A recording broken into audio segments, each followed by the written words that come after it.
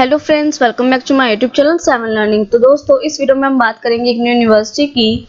तो जैसा कि आप सब जानते हैं कि जो जून 2021 के एग्जाम्स हैं वो इग्नू की ओर से पोस्टपोन कर दिए गए हैं और साथ ही अब जो इग्नू का एग्जामिनेशन फॉर्म है वो भी इग्नू की तरफ से शेयर कर दिया गया है, जैसा कि आप स्क्रीन पर देख सकते हैं। तो अब जो भी स्टूडेंट्स अपने जून 2021 के एग्जाम्स के लिए एलिजिबल हैं, अब वह सभी स्टूडेंट्स अपना एग्जामिनेशन फॉर्म सबमिट कर सकते हैं और इसके लिए जो लास्ट डेट आपकी अप्लाई करने की वो है 15 जून विदाउट लेट फीस, जैसा कि आप स्क्रीन पर देख सकते हैं। इसी के साथ साथ इस बार आपके एग्जामिनेशन फॉर्म में इग्नू की तरफ से काफी बड़ा चेंज किया गया है। वो चेंज है आपकी प्रेस्क्राइब फीस को लेकर। तो जैसा कि आप जानते हैं कि अभी तक आपके एग्जामिनेशंस की जो फीस होती थी पर कोर्स की वो होती थी 150 रुपीज, फिर चाहे वो थ्योरी के कोर्सेज थे या आपके प्रैक्टिकल के।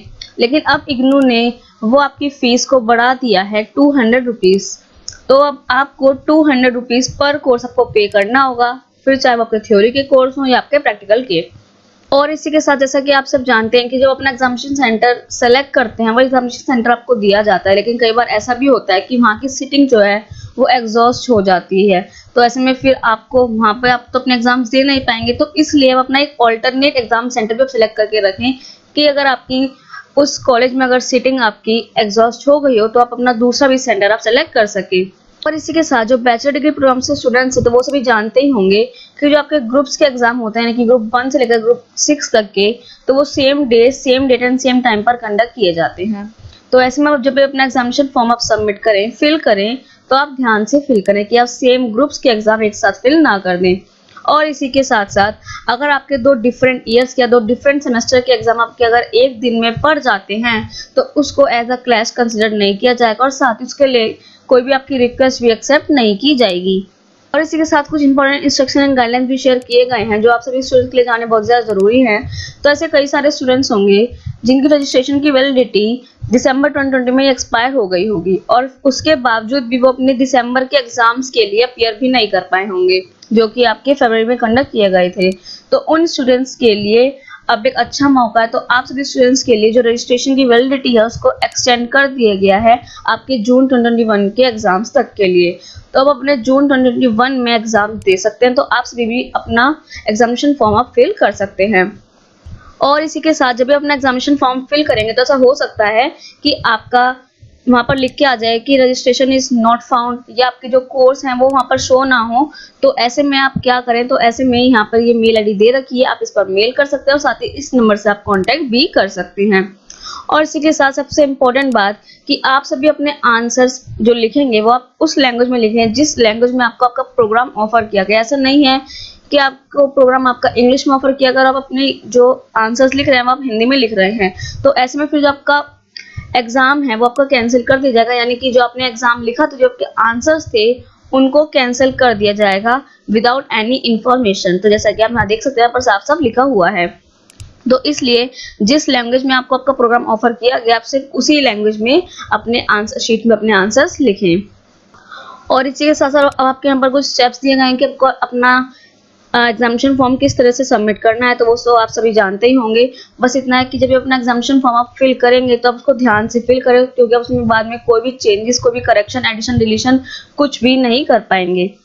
और जैसे कि हम यहाँ पर मेन पॉइंट कुछ देख सकते हैं जो कि आपके लिए कुछ इंपॉर्टेंट पॉइंट्स हैं कि जैसे जब भी आप अपना एग्जामिनेशन फॉर्म पूरा सबमिट कर दें तो उसके बाद उसका प्रिंट लेकर जरूर रखें ताकि वो आपकी एक तरीके से रिसिप्ट हो, ताकि आप दिखा पाएं बाद में अगर कुछ होता है कि आपने अपना जो पूरा पेमेंट है वो आपका पूरा हो चुका था।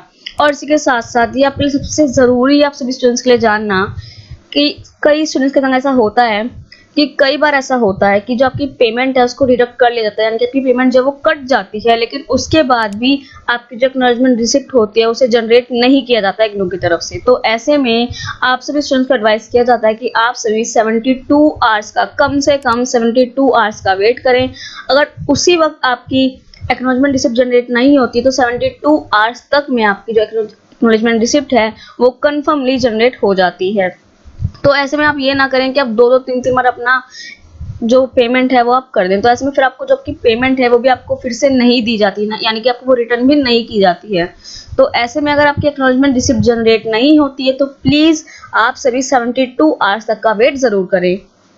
और लेकिन 72 आवर्स के बाद भी अगर आपको आपकी वहाँ पर एक्नॉलेजमेंट रिसिप्ट आपको जनरेट नहीं होती है, तब उसके बाद आप मेल कर सकते हैं इस मेल आईडी पर जो कि आपको यहाँ पर दे रखी है, जिसकी आपकी सब्जेक्ट की आपको लाइन लिखनी होगी वहाँ पे refund of excess exam fees. तो जैसा कि आप यहाँ पर देख सकते हैं, तो पहले आप 72 आवर्स तक का वेट कीजिए कि 72 आवर्स तक में आपकी एक्नॉलेजमेंट रिसिप्ट आपको मिल जाएगी। लेकिन अगर तब भी जनरेट नहीं होती देन उसके बाद आप इस मेल पर आप मेल कर सकते हैं विद आपकी subject line refund of excess exam fees.